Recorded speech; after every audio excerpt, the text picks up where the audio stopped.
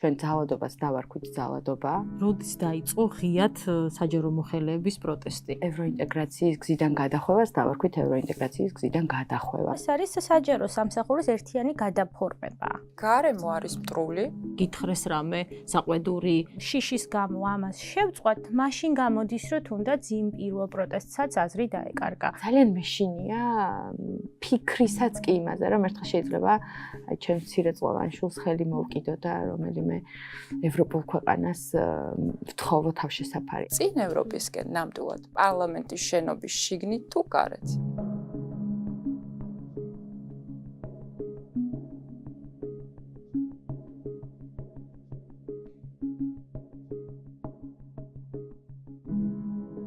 იანვრის დასაწყისიდან ვაშუქებთ ჩვენ საჯარო მოხელეების სამსახურიდან გათავისუფლების ამბებს.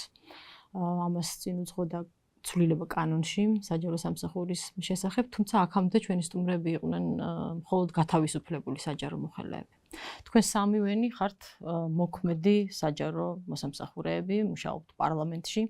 პირველი რაც მინდა გკითხოთ, რატო გადაწყვეტეთ რომ გელაპარაკოთ?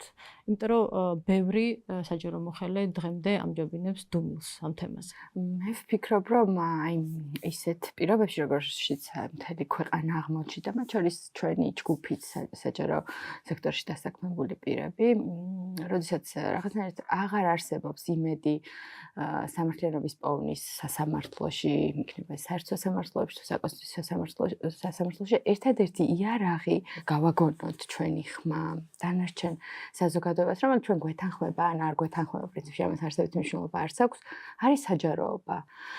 და ვის შეუძლია უფრო უკეთ დაანახოს სხვა ადამიანს ამ ცვლილებების დრამატულობა და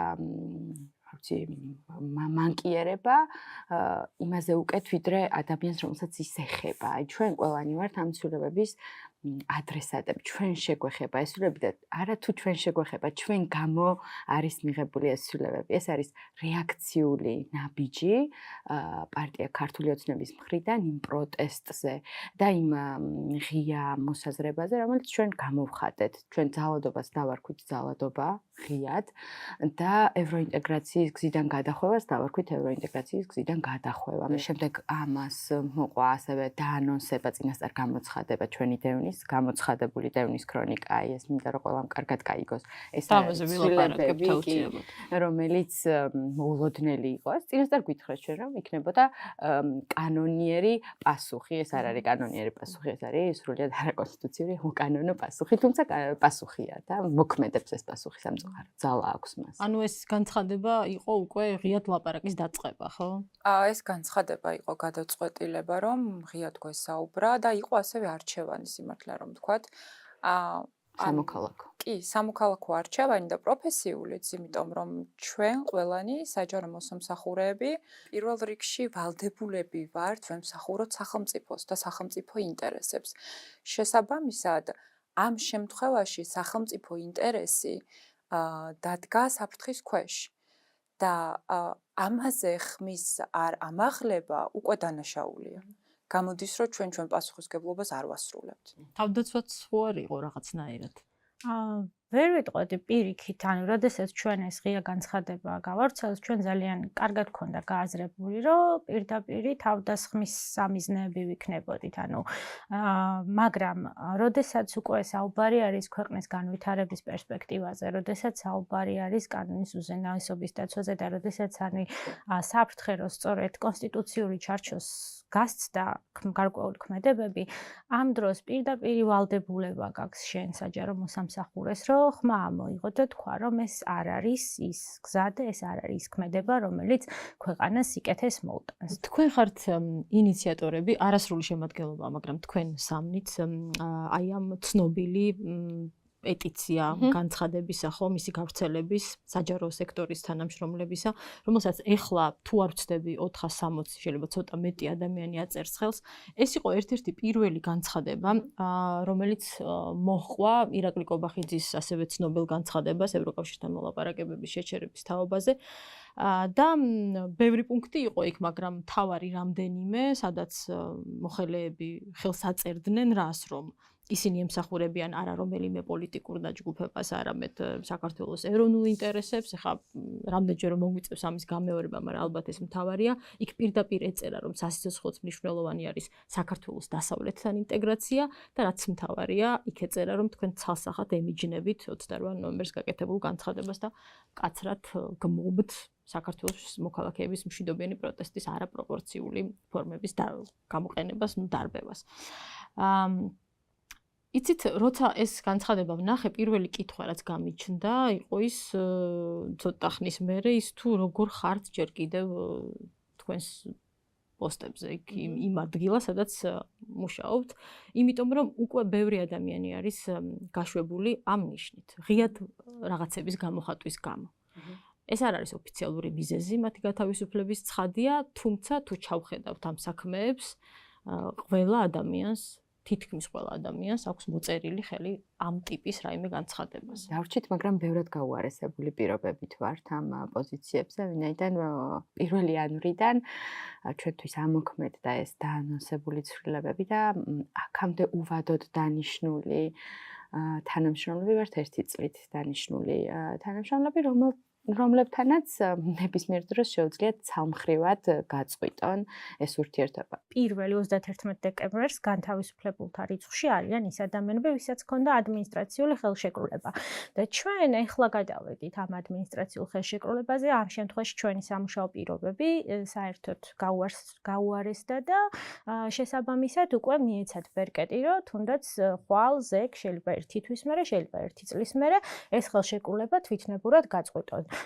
მე გამიკვირდება თუ არ გაწყვეტენ და ალბათ თუ არ გაწყვეტენ ეს იქნება პირველი სტანდარტი, როდესაც საჯარო მოსამსახურემ ხმა აიმაღლა, რეალურად გამოიყენა ის უფლება, რასაც კონსტიტუცია აძლევს და ამ უფლების გამოყენების შედეგად მან შეინარჩუნა სამსახური და ვერ ვიტყოდი ხომ კაცრად არ დაისაჯა სამსახურის დაკარგვით, თუმცა ვერ ვიტყვით რომ რაღაცა ქმედებები ჩვენს წინააღმდეგ არ ყოფილა განხორციელებული. აი რა, მაგალითად, ნინი, მოაწერეთ ხელი ამ პეტიციას და ზუსტად იციან, რომ თქვენ იყავით ინიციატორიც. რა მოხდა მერე თქვენ სამსახურში, თქვენს გარშემო? რა შეიცვალა? გითხრეს რამე საყვედური, ან თქვათ იგრძენით, აი საინტერესოა, რა კი დღეს აგრძელებთ ეგ მუშაობას, როგორი არის დამოკიდებულება უფროსების, თქვენზე ზემდგომი ადამიანების, თანამშრომლების, რა ვიცი, ირაკლი კობახიძემ საჯარო სამსახურის თვითწმენდა უწოდა ამ ასე ვთქვათ ამ ადამიანების ძალიან ცუდი კონოტაცია აქვს ამ სიტყვას წმენდასაც და თვითწმენდასაც და მე არ ვფიქრობ რომ ეს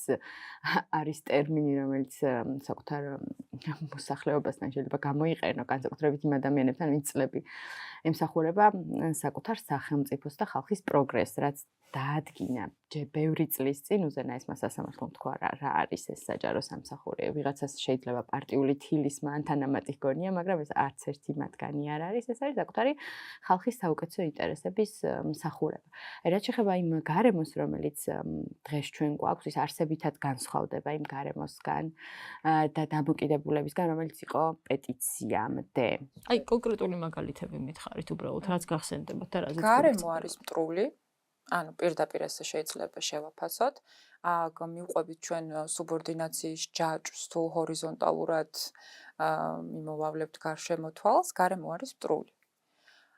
ეს იგრძნობა ურთიერთობებში, ეს იგრძნობა კომუნიკაციაში, ეს იგრძნობა კომუნიკაციაში არქონაშიც. ანუ იმ სამსახურში, რომელიც თქვენ ასე იდეალისტურად მიგაჩნდათ და არის მუშაობდე სამსახურში, სადაც შენი უფროსი შენთან კომუნიკაციაში არ შემოდის.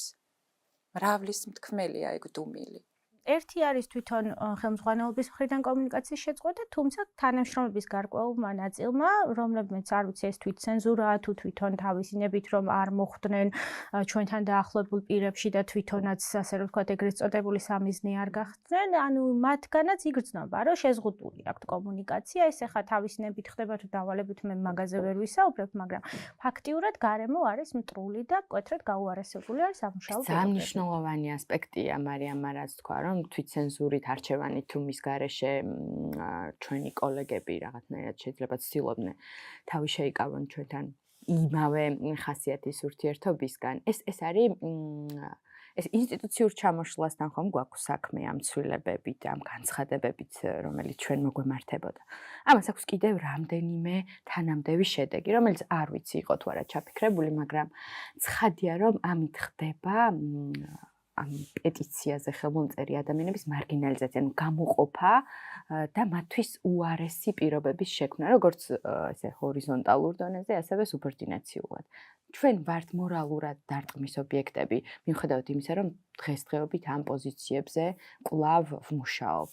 ვისგანაც მაგას გრძნობთ, როგორ ფიქრობთ, ისინი უბრალოდ არ გეთანხმებიან, აი მათი პოზიცია აბსოლუტურად სხვა არის თუ ეშინიათ. ამის თქმა ძალიან რთულია, შესაძლოა არ გვეთანხმებოდნენ, შესაძლოა ეშინოდეთ ან ორივე ერთად, ან ფიქრობდნენ, რომ საერთოდ ასეთ ბრძოლას აზრი არ აქვს და ადამიანმა უნდა მიხედოს საკუთარ ცხოვრებას, რამდენადაც ეს შესაძლებელია და ადაპტირდეს იმ გაუარესებულ ტოტალიტარიზმთან, მიმსგავსებულ გარემოსთან, როგორიც ახლა გვაქვს და რაც ყოველდღიურად ჩვენს თვალწინ იშლება.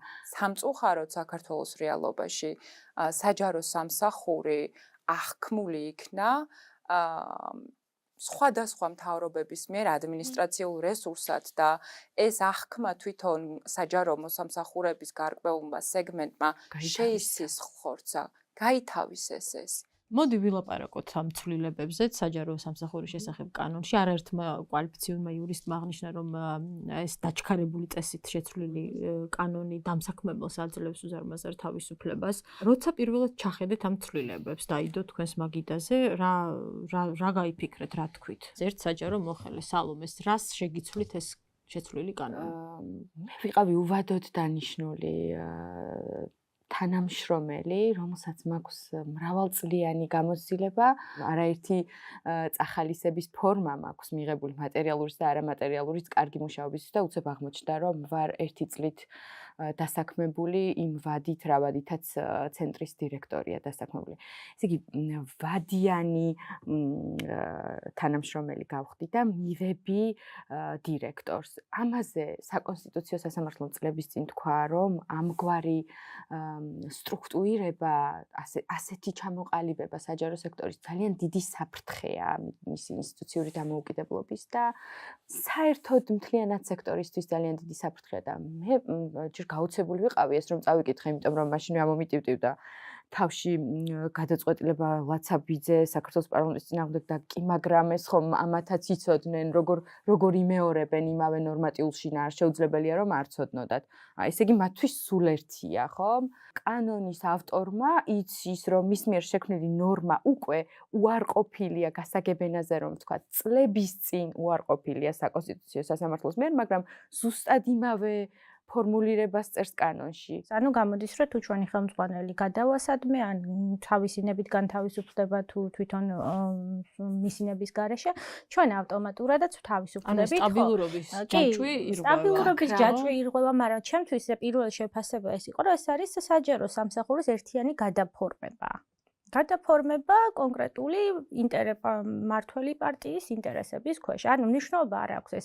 ქართული ოცნება იქნება თუ სხვა პარტია, ისე კარგად მოირგებს სისტემას, იმიტომ რომ თუ იყო აქამდე განცდა, რომ ხელმძღვანელი უწყების პირები ინიშნებოდნენ პოლიტიკური ნიშნით, ეხლა უფრო დაბლა ჩამოვიდა და პოლიტიკური ნიშნით მოხდება დანიშვნა უკვე შუალედური რგოლის მენეჯმენტის, რაც საბოლოო ჯამში შუალედური რგოლის მენეჯმენტი არის პასუხისმგებელი რეალურად ყოველდღიურ ოპერაციაზე შესრულების ხარისხზე და მე თუ ჩემს თავს ვერ წარმოვიდგენ ერთი წლის მიღმა ამ სამსახურში, მე პირველ რიგში მეზღუდება სტრატეგიული ხედვა ინსტიტუციის განვითარების, იმიტომ რომ მე არ ვიცი რა იქნება ერთი წლის მერე. მეორე, მე უკვე მიბმული ვარ უფროსის კეთილგანწყობას, იმიტომ რომ არა მარტო მისი მუდმივად კეთილგანწყობა. ხო, არა მარტო მისი კეთილი, ხო, იმიტომ რომ მისინებითაც შეიძლება გამთავისუფლდე და აქვს ამისი უფლება. და ბრძოლაც რომ მოინდომო სასამართლოში, მე იმ კომპენსაციასაც ვეღარ მიიღებ. მოდით შევხედოთ სასამართლოს, მიუხედავად იმისა, რომ სასამართლოს შრომითი დავების მიმართულებით საკმაოდ კარგი პრაქტიკა ჰქონდა ბოლო წლებში. ეხლა რომ შევხედოთ სასამართლოს სისტემას, რომელმაც ახალგაზრდა ბიჭები ციხეში პატიმრობაში დატოვა რაღაცა წვრილმანი, ასე ვთქვათ, აბსურდული მიზეზით, ასეთი სასამართლოს პირობებში ნდობა საკმაოდ დაბალია. რა თქმა უნდა, არსებობენ ერთეული მოსამართლეების, რომლებმაც შეიძლება სწორი გადაწყვეტილება მიიღონ, თუმცა შევხედეთ, რომ ისინიც დევნის მსხვერპლი არიან და ისინიც სამიზნეები იქნებიან. ამიტომ ცოტა რთულია თქვა. მთავარი რაც ქვეყანას ამუშავებს, ეს არის საჯარო ინსტიტუტებისადმი ნდობა და ეს ნდობა ყოველდღე იკარგება და თუ მაგალითად რომელიმე სისტემა, საჯარო სამსახურში რომელიმე ინსტიტუტის მიმართ იყო მაღალი ნდობა, ეს თანდათან გაქრება და დაუბრუნდებით ისევ აი ჩემი ბავშვობის პერიოდს, სადაც მახსოვს, რომ საჯარო სამსახურში ჯერ მოხვედრა იყო საკმაოდ რთული და მეორეც ყველას ეძახდნენ, ანუ არ იყო ასე ვთქვათ ის ადამიანები აღქმული კეთილსინდისიერებად, ვინც იქ მუშაობდა. ანუ და ასევე აუცილებლად უნდა ვთქვათ, რომ ეს ცვლილებები არის ძალიან მკაფიო პასუხი, რომ ჩვენ შევწყვეტეთ ევროკავშირისკენ სვლა. მე ხა საერთაშორისო ურთიერთობების სპეციალისტი ვარ, ამ გადმოსახედიდან ვუყურებ და ჩემი პირველი რეაქცია იყო ეგ. იმიტომ რომ როგორ დაიწყო საჯარო სამსახურის რეფორმა, რას მოყვა პირველად ამ კანონის მიღება, ეს დაიწყო ევროკავშირთან ჩვენი თანამშრომლობით. და უნდა გავიხსენოთ აქ ასოცირების ხელშეკრულება, სადაც საუბარი არის, რომ ქართული მხარე ვალდებულებას იღებს რომ ჩვენ ვებრძოლოთ კორუფციას, ჩვენ ვიშრომოთ იმისთვის, რომ განვავითაროთ კარგი მმართველობა და სწორედ ამის გამოძახილი და შედეგი იყო შემდგომ რეფორმაც და ეს კანონიც. აი ეს ცვლილებები, რომელმაც მთლიანად გამოშიგნა მორალურად კანონი, ინსტიტუციურად, ობიექტურად, პირდაპირ გასცა პასუხი კითხვას, თუ რატომ შეწყვიტა საქართველოს ევროკავშირისკენ სვლა. განსაკუთრებით ისეთი კრიტიკული მიმართულებებისთვის, როგორიც არის თავდაცვა და უსაფრთხოება, იქ დასაქმებული ადამიანები არიან ის ადამიანები, რომლებშიც სახელმწიფო დებს ინვესტიციას. მათი განათლება არის სპეციფიკური, მათი გამოცდილება ასევე არის სპეციფიკური. ამ ადამიანების გაშვება სისტემიდან ესე მარტივად და მათი ჩანაცვლება ვერ მოხდება. თუ მოხდება საქმის და ამ საქმის ხარისხის ხარჯზე. რაც ბუნებრივია მხოლოდ და მხოლოდ სახელმწიფოს დააზარალებს. ანუ მოხდება იმ ადამიანების გადინება და გაგდება სისტემიდან, რომელთაც აქვთ ინსტიტუციური მეხსიერება, რომელთაც მიიღეს მონაწილეობა სახელმწიფო ინსტიტუტების განვითარებაში, საქართველოს და რესურსია ჩადებული, ხო მათში დიდი თქვენშიც ალბათ ასე. ფინანსური ყველანაირი. პრინციპში ძირითადად ჩემ შემთხვევაში რესურსდებდნენ ევროკავშირის წევრი ქვეყნები, როდესაც ვიგზავნებოდი ხანგრძლივ თუ მოკლევადიან კურსებზე და იქიდან დიდი ცოდნა ჩამომქონდა, რომლის იმპლემენტაციად, რომელსაც მე ვნერგავდით სხვადასხვა ცვლილებებში და ეს ცვლილებები დღეს ამოქმედებულია და ამ ცვლილებებით ხალხი სარგებლობს, სიკეთე აქვს მოტანილი ამ ცვლილებებს. რეალურად როდის დაიწყო ღიად საჯარო მოხელეების პროტესტი? როცა კანონი მათ შეეხოთ და იგრძნეს, რომ რაღაც საფრთხე მათ მიადგათ? ვერ ვიტყოდი ეს ძალიან ლეგიტიმური და სამართლიანი კითხვაა და პრინციპში საზოგადოებაში ისმის ეს შეკითხვა და ამ კითხვას აქვს თავისი ფასი და თავისი წონა ჩვენთვისაც მათ შორის. რატომ არ იყო ეს საჯარო განცხადებები? იგივე გაზაფხულზე მაგალითად ასე აქტიურად როცა მიდიოდა აქციები და მრავალათასიანი და ხანგრძლივი აქციები რუსული სტილის აგენტების კანონის წინააღმდეგ სად იყო მაშინ საჯარო სექტორი ეს კითხვა ბევრჯერ დაისვა. თქვენი აზრით მაინტერესებს სად იყავით? რას ფიქრობდით? აქციაზე იყო საჯარო სექტორი, ოღონდ როგორც მოქალაქეები ამ ქვეყნის. კი. ყველანი ინდივიდუალურად. ოღონდ აი ეს საჯარო პოზიცია, რომელიც ასეთი მნიშვნელოვანი აღმოჩნდა ჩვენი საზოგადოებისთვის, ბუნებრივია შეიძლებოდა ამ გადმოსახედიდან, რომ უფრო ადრეც გაჟღერებულიყო ჩვენი მხრიდან. თუმცა აი ყველას აქვს თავისი გარდამტეხი მომენტი, ყველა ჯგუფს თუ ყველა ინდივიდს და როგორც ჩანს კი არა ეს ასეა და ფაქტია, რომ ეს იყო ის განცხადება, რომელიც შეეხებოდა ევროინტეგრაციის პროცესის შექცევას. პროცესიც რაღაცა კუთხით უნიკალური არის, ხო? თქვათ ეს მარში საჯარო მოხელეების, რაც მოეწყო რესპუბლიკის მოედნიდან პარლამენტამდე, ის რომ პეტიციები პირველად შეგროვდა, ანუ თვითონ ეს მომენტი ხო ისტორიული არის, ამ ბევრჯერ ითქვა და მეც გავიმეორებ, რომ თვალსაჩინოა საზოგადოების ტრანსფორმაცია. ტრანსფორმირდება თვითონ საჯარო სექტორიც და საჯარო მოსამსახურეც ამ პროცესში, იმიტომ რომ არსებობს რაღაც წერტილი და ზღვარი, როგორც სალომემ აღნიშნა, სადაც იმის იქით წასასვლელი უკვე აღარ არის. საჯარო მოხელეებს აქვთ თმენის ვალდებულება, ჩვენ მაინც ყოველთვის ვცდილობთ, რომ აი ბოლო მომენტამდე დავიცვათ ეს ჩვენი სტატუსი, ვიყოთ აპოლიტიკურები თუ აპარტიულები, როგორც ნეიტრალურები, მაგრამ როგორც დასაწყისში აღნიშნე, სახელმწიფო ინტერესს, როდესაც ეხება საქმე, იქ ვეღარ იქნები მდუმარე. ეს საფრთხე გაზაფხულზეც ჩანდა და კიდე მანამდე ადრეც, მაგრამ გაზაფხულზეც ჩანდა, ანუ რაღაცნაირად ნაბიჯ მივდიოდით იქამდე, რაც შემოდგომაზე მოვისმინეთ, არა? პრინციპში გაზაფხულზეც იყო საუბარი ცალკეულ წრეებში, ესე ჩვენ სხვა პრივატულ სივრცეებში გვისაუბრია ამის საჭიროებაზე და რაღაცა პლატფორმის საჭიროებაზე, სადაც შეგვეძლებოდა ამ პოზიციის გამოხატვა, მაგრამ რაღაც ორგანიზება ვერ მოხდა ამ პროცესს.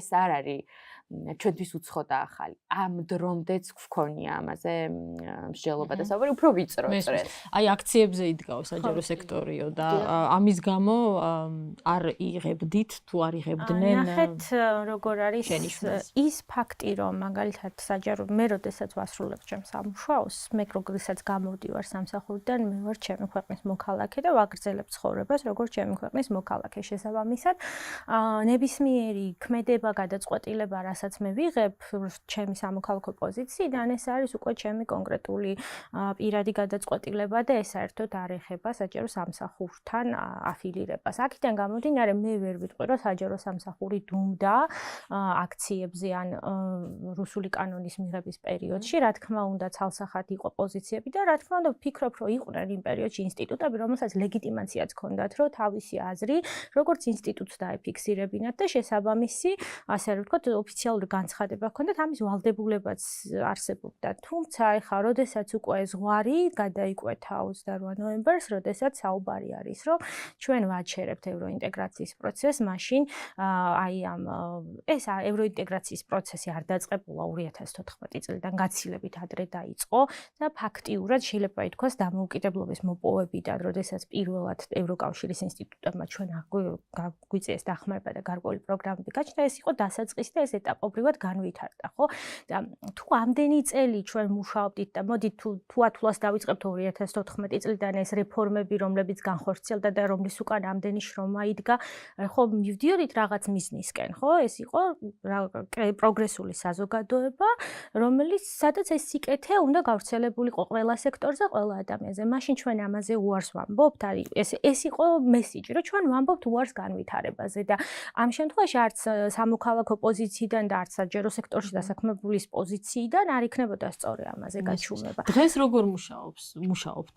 აი თქვენ ხო ამ ჭრილში ამ მიმართულებით მუშაობდით და მუშაობთ თქვენ სამსახურში, ხო? ევროპას და სხვადასხვა პროექტების შემდეგ აი როგორ გრძელდება თანამშრომლობა თუ პარტნიორობა თუ იმ გეოპოლიტიკური ცვლილებებიდან გამომდინარე, რაც ახლა ჩვენს რეგიონში მიმდინარეობს ან გლობალურად მიმდინარეობს, და ამ ცვლილებების ფონზე საქართველოს მთავრობის მიერ შეცვლილი საგარეო კურსიდან გამომდინარე და რაღაც მრავალვექტორული საგარეო კურსის არჩევის გავლენა იგრძნობა ჩვენზეც ბუნებრივია. ბუნებრივია იგრძნობა ისიც, რომ ქვეყანა, რომლის ხელისუფლების წევრებიც დაასანქცირეს, იმავე რეჟიმში ვერ განაგრძობს თანამშრომლობას ინსტიტუტების დონეზეც, თუნდაც ევროკავშირის ინსტიტუტებთან, ან ჩვენი სტრატეგიული პარტნიორის ამერიკის შეერთებული შტატების ინსტიტუტებთან, მაგრამ ეს ყველაფერი ესე კაფიოდ ეგრევე არ გამწყდარა, ასე რომ ვთქვათ, მაგრამ ეს დაშორების პროცესი ბუნებრივია მიმდინარეობს. ამ პროცესში ვართ ჩვენც. თუ წინა თვეებში 28-მდე ჩვენ კომუნიკაცია და აქტიური პარტნიორობა და თანამშრომლობა გვქონდა როგორც გერმანიის მთავრობის ინსტიტუტებთან, ამერიკელებთან, ევროპელებთან, ახლა ეს ყველაფერი აღარ არის. დონორებთან თანამშრომლობაზე რო ვისაუბროთ, ეს ყველაფერი შეწყდა. კი ბატონო. და ასეც უნდა მომხდარიყო. ალოგიკური იქნებოდა სხვანაირად რომ მომხდარიყო. როგორ უნდა ჩადონ იმ ადამიანებმა რესურსი ჩვენში და ინვესტიცია, როდესაც ჩვენ აბსოლუტურად გადავუხვიეთ იმ კურსიდან, რომელსაც ერთად უნდა გავყოლოდით და სადაც უნდა დაგხმარებოდნენ ისინი. შესაბამისად ეს ჩვენს კანზეც იგრძნობა, ჩვენს სამსახურშიც იგრძნობა, პარლამენტშიც იგრძნობა და პარლამენტის კვლევით ცენტრშიც იგრძნობა, თუ დააკვირდებით ვიზიტებს, სადა ახორციელებენ ვიზიტებს, იქნება ეს სამხრეთ კავკასიის სამეზობლო, იქნება ეს ირანი, იქნება ეს ჩინეთის ელჩის მილოცვები. უფრო მარტივად აღვიქვამთ სურათს რეალურად როგორ ხდება ტრაექტორიის შეცვლა და პრიორიტეტების გადალაგება სამწუხაროდ. ბევრჯერ ითქვა რომ შესაძლოა გამოსავალი ამ სიტუაციიდან იყოსო რომ აი სრული გაფიცვა საჯარო სექტორის. ასეთი რამ როგორ წარმოგიდგენიათ, აი შესაძლებელია ან თუ შეიძლება ჰქონდეს ამას შედეგი დღეს? გაფიცვის თემა არის ძალიან მგრძნობიარე საქართველოში. იმ პირობებიდან გამომდინარე, რაც ხელთ გვაქვს ტექნიკურად. იურიდიულად სალომე დამეთანხმება, რომ ეს პროცესი, რომელსაც ვალდებულები ვართ რომ მივყვეთ, არ არის მოქნილი საჯარო მოსამსახურისთვის, რომ პროცესია. მივიდეს გაფიცვამდე. კოორდინაცია არის საკმაოდ დიდი გამოწვევა ამ ეტაპზე. ამის გარდა ჩვენ თუნდაც რამდენიმე დღის წინ იყო ხო გაფიცვა. გაფიცვას ახლა ამ დღეებში ქონდა უფრო აი პროტესტის ფორმა. განაფრთხილებელი, თუმცა ძალიან მნიშვნელოვანი და ძალიან მაღალი გავლენა. მაგრამ საფრთხილო არის ეს საკითხი ძალიან, იმიტომ რომ როდესაც ჩვენ ვიცით, რომ ღიად გვემუქრებიან, როდესაც ჩვენ ვიცით, რომ კანონში ცვლილებები შეიტანეს, როდესაც ჩვენ ვიცით, რომ გაორმაგებული დაკვირვების ქვეშ ვართ, აი ამ ყველაფრამდე ნაბიჯ მისვლა საკმაოდ გამოწვევებით არის ახსავსე. გაფიცვას კიდევ დავამატებდი, რომ აზრი აქვს მაშინ, როდესაც უბრალო, ანუ ნახევარზე მეტი მაინც იფიცება. და ჩვენ უნდა ვიყოთ რეალისტები და ვთქვათ, რომ ნახევარზე მეტი საჯარო სექტორისა, განსაკუთრებით როდესაც საქმე ეხება რეგიონებს, არა თუ გაფიცვისთვის არ არის მზად, არამედ საერთოდ შესაძლოა გაცნობიერებაც არ იყოს მათში იმისა, რომ ვინმე კერძო პირი კი არ უხდით ხელფას, ან ვიღაცის პერსონალური მომსახურე ადამიანები კი არ არიან, არამედ სახელმწიფოს და მუნიციპალიტეტის ინტერესებს ემსახურებენ. ეს ძალიან მნიშვნელოვანია. ჩვენ, არ ვიცი, ურბანული სივრცეებიდან ვერ შევუკვეთავთ ისეთ დრამატულ პროტესტს, რომელსაც ასევე ძალიან დრამატული პერსონალური და სოციალური შედეგების მოტანა შეუძლია იმ ადამიანებისთვის, რომლებთანაც ეს კავშირი, რომ თქვათ, რომ აი ძალიან ახლოა და მჭიდროა, არ იქნება სწორია. რა გზა გრჩებათ თქვენ, ვინც ჯერ მუშაობთ, არ ხართ გათავისუფლებული თქვენი სამსახურებიდან, მაგრამ თან გინდათ რომ ილაპარაკოთ და იბრძოლოთ. აი რამე სტრატეგია გააქვთ, თქვათ, რას იზამთ, რას გააკეთებთ, თქვათ. ერთ-ერთი რაც ვახსენეთ, ეს არის ინფორმირება და ცნობიერების დონე, რომ რამდენად ინფორმირებულები არიან ეს ადამიანები, რომ თუნდაც აი ის მწირი უფლებები, რაც ჯერ კიდევ დარჩათ, შეუძლიათ გამოიყენოთ და სწორედ აი ამ მიმართულებით მუშაობთ მექანიზმებზე, რომ სწორედ განივრცოს ეს ყველაფერი, ყველასთვის ხელმისაწვდომი გახდეს ის ინფორმაცია, არა მარტო მათი უფლებების, არამედ იმ ხარდაჭერის მექანიზმების შესახებ, რაც შეიძლება მიიღონ ამ ადამიანებმა. თუმცა იმ ხარდამჭერის მექანიზმებზე რომ საუბრობ და გაფიცვაზე მეც ვიტყვი ერთ-ორ სიტყვას, როგორც კი პირველი პეტიცია გაჩნდა, იქიდან მოყოლებული მუდმივად თითქოს დამუნათება მიდის ამ ადამიანების გაიფიცეთ. გარდა იმისა, რომ ამისი მოქნილი მექანიზმი არ არის და კანონიერების ჭრილში და ჩვენ თუ ვიძახით, რომ ჩვენ კანონს ვიცავთ, შესაბამისად ჩვენ თუ რამეს გადავწყვეტ, კანონის ფარგლებში დავიმოქმედოთ, ხო, ვერ დავარღვევთ იმას, რასაც ვიცავთ.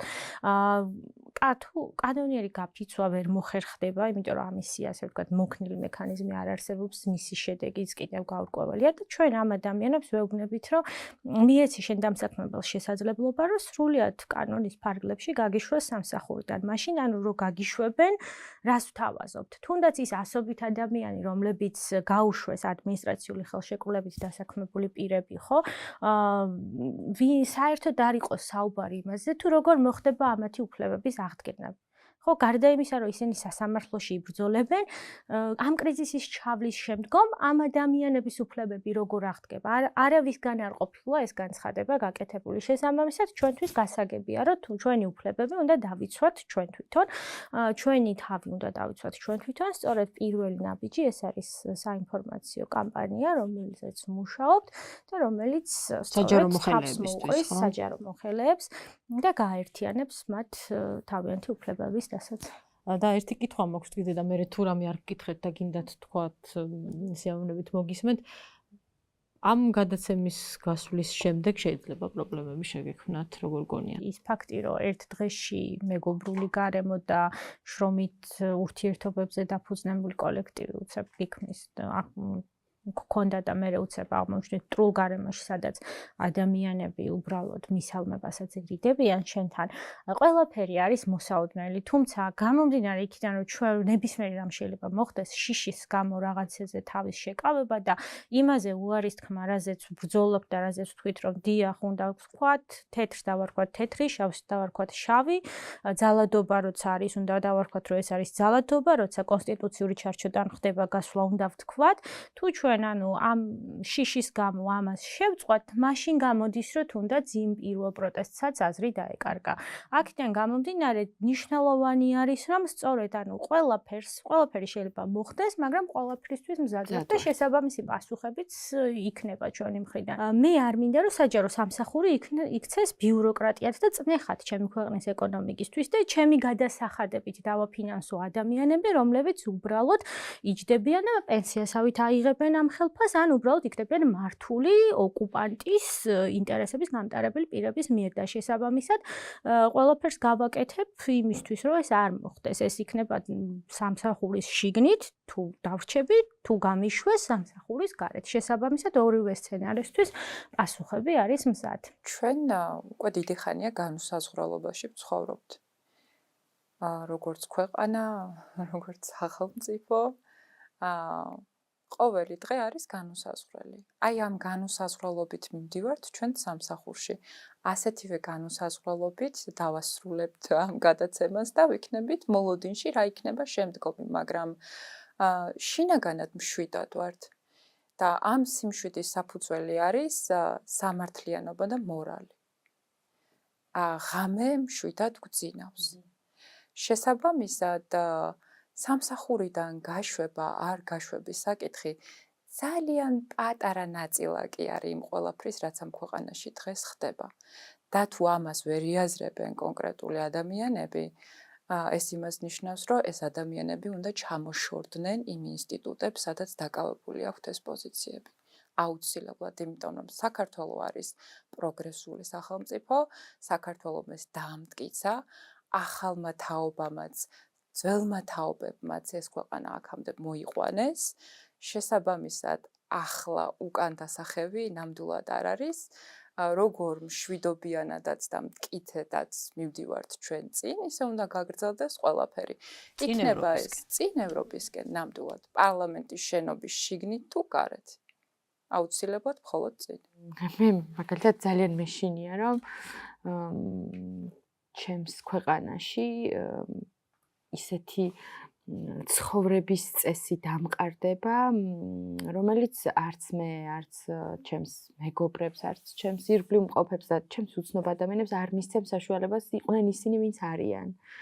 და მოუსპობს ყველანაირი სწრაფი სურვილს ბედნიერებისკენ, იმიტომ რომ მაინც ადამიანი ინდივიდია და უნდა რომ იყოს ბედნიერი.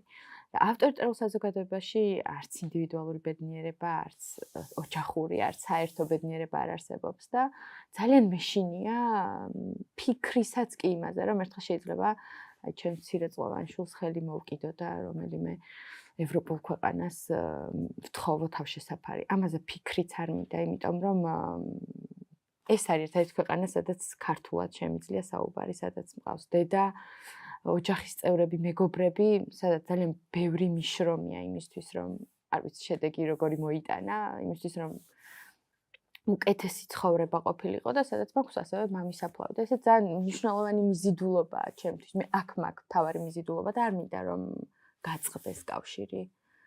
ეს არის შიში, დანარჩენი ძალიან ეფემერულია და ძალიან უმნიშვნელოვანია. მათ შორის სამსახურის დაკარგვაც, რაც თავის მხრივ არ არის უმნიშვნელო და ამბავი. მაგრამ ჩემ თავსაც და თქვენც გისურვებთ, რომ ეგ შიში არ გქონდეს მომავალში და დიდი მადლობა რომ მოხვედით. მადლობა თქვენ. მადლობა. ძალიან დიდი მადლობა თქვენ.